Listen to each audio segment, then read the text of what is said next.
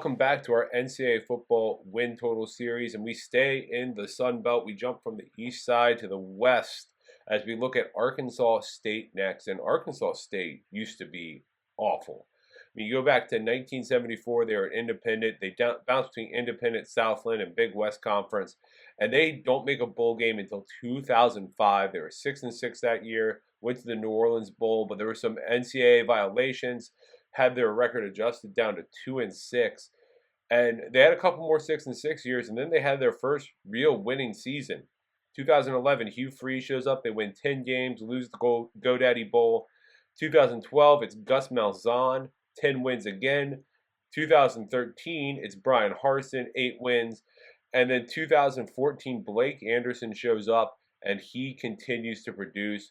He ends up going to 6 straight bowl games before a 4-7 season in 2020. He leaves, and Butch Jones shows up, and things don't go well.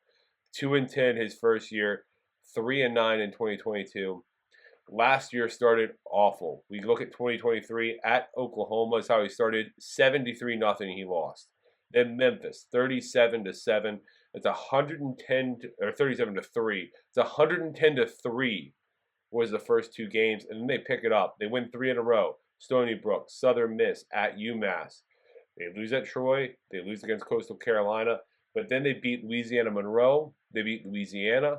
They lose to South Alabama, beat Texas State to become bowl eligible, and then lose at Marshall. They lose in the Camellia Bowl to Northern Illinois, but a 6-7 season overall for them. And there's definitely some good things coming back for them. First of all, it starts with quarterback Jalen Raynor. He was young last year, has a lot of experience now. 2,550 yards, 17 touchdowns, 7 picks, and he ran for almost 400 yards and 5 scores. But it's because he has to run. The offensive line has not been very good. Horrible pass protection last year, but it could be better. Jacob Breyer and Malachi Thomas are both back.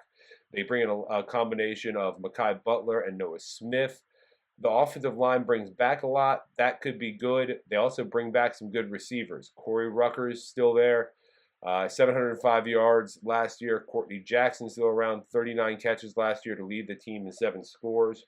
At running back, they have Jaquez Cross and Zach Wallace. They were over 1,200 yards and 13 touchdowns last year. The offense should be good. The defense was bad last year. They struggled against the pass.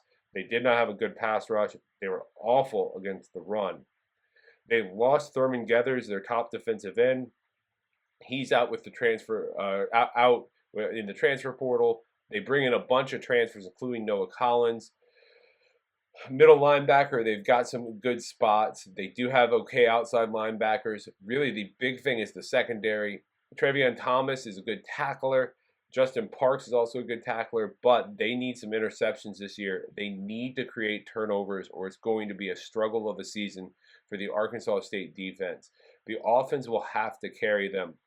And unlike last year, they should get off to a good start this year. They open August 31st against Central Arkansas and should win. They go to September 7th. They face Tulsa. That should be a win.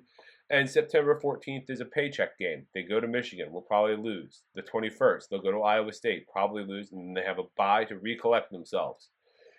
At home against South Alabama on October 5th. At Texas State, October 12th. Probably 1-1 in there.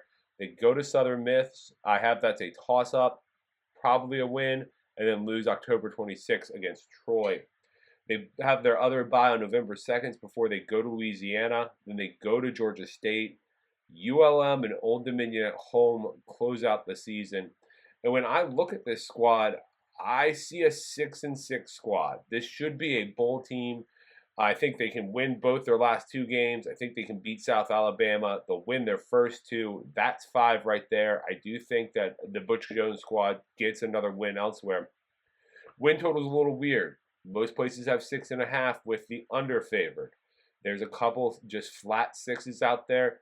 Where we're going to go, we're going to look at DraftKings. The over 5.5 wins is just minus 135. I think this is a 6-win team. I think their ceiling 7. I really think the floor is 4 to 5, but I don't see that as most likely. Instead of taking the over 6 at Caesars, I think that 6 win is right where they end up. We're going to take the over 5.5 at -135. If you like the content, make sure to go back through our videos. We've already done the Mountain West and we've done the MAC. Like them, subscribe to everything, and share it with your friends. We'll see you next time.